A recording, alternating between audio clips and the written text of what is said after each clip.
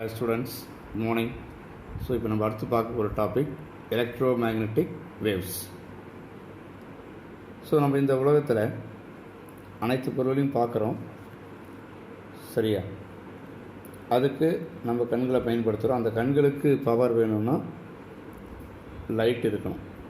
அந்த லைட் எங்கேருந்து வருது? நமக்கு சூரியன்கிட்டேருந்து நம்ம அந்த ஒளியிலேருந்து எடுத்துக்கிறோம், ஆர்டிஃபிஷியலாகவும் நம்ம எடுத்துக்கிறோம்.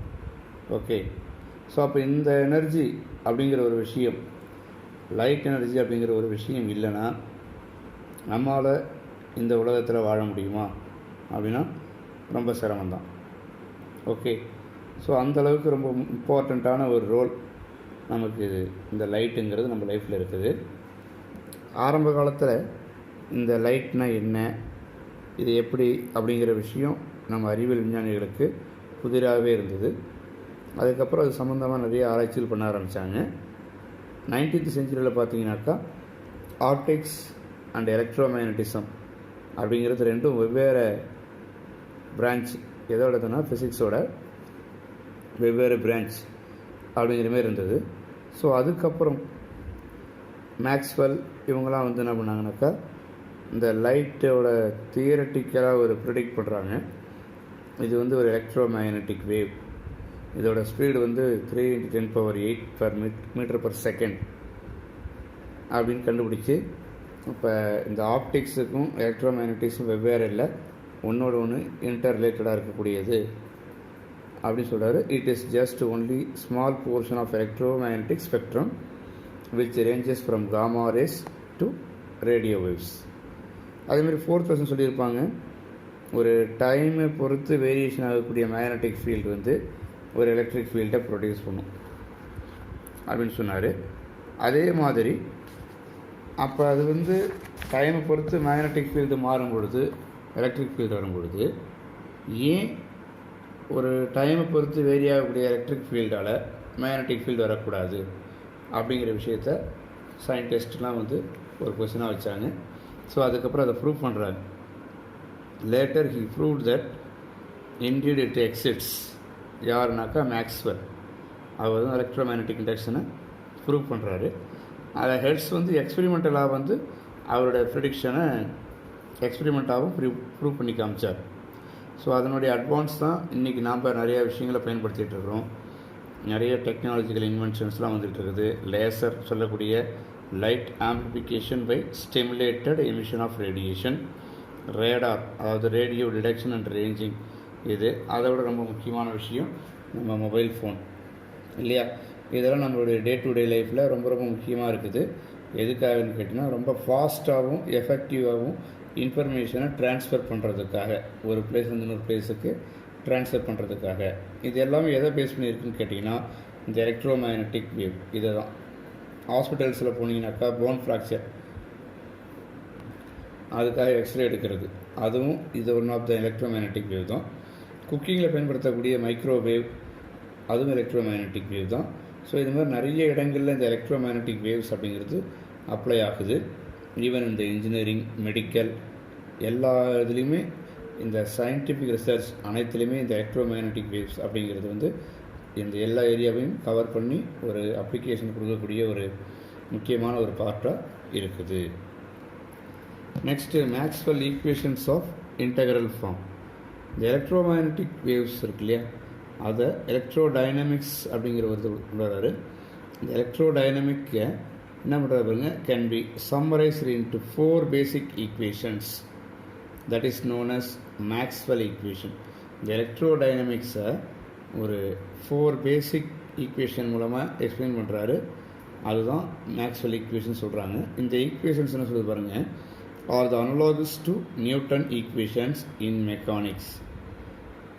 The Maxwell equation completely explains the behavior of charge, current and property of electric and magnetic field.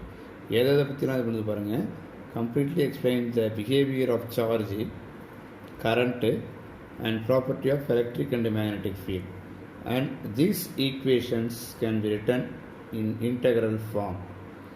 First equation என்ன அப்படிங்கிறத பார்க்கணும். ஒரு ஈக்குவேஷனை பார்த்துட்டு போகலாம். First equation, it is nothing but Gauss law only. Gauss law தான். அப்போ காஸ் லாவில் என்ன பண்ணுறோம், it relates the electric flux to the net electric charge.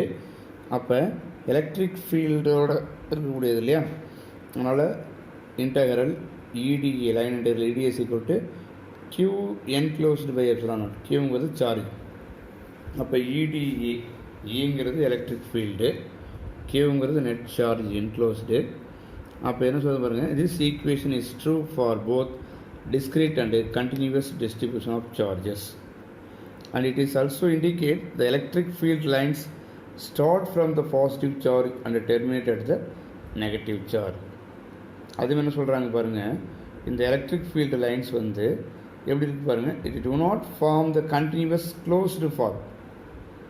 அப்படி இல்லைனாக்கா என்ன சொல்லணாக்கா, it means isolated positive charge or negative charge can exist.